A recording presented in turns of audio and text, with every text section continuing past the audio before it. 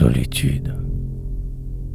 Les choses formant d'habitude au plus fauve endroit leur tableau, les rochers, les arbres et l'eau manquent à cette solitude.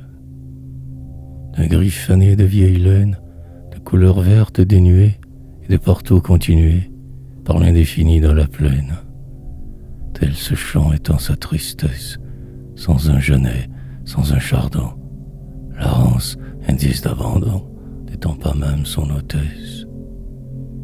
Le ciel blanc, comme un morne dôme, tout bombé sur son terrain plat, raye d'un éclair çà et là la lividité de son chaume. On dirait une espèce d'île au milieu d'océans caillés, tant les quatre horizons noyés ont un enlacement tranquille. Le spectre ici, ce serait l'être dont on guette venir le pas, de quelqu'un que l'on ne voit pas, mais qui pourrait bien apparaître.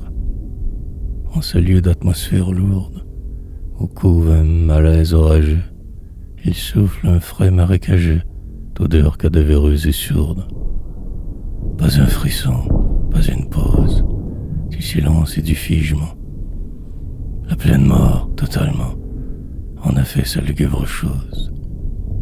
Mais ce qui est, surtout, de la terre, monte funèbre avec la nuit, c'est l'effroi, la stupeur, l'ennui de l'éternité solitaire. On voit cette heure émouvante, d'aspect encore plus solennel, ce chant et ce morceau de ciel communiés en épouvante. L'espace devant l'œil des vides, son interminable lointain, emplissant le jour incertain de son vague absolument vide. Malgré l'amas de la tempête, d'un point noir est toujours croissant.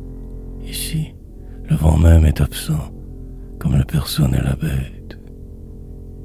L'ombre vient.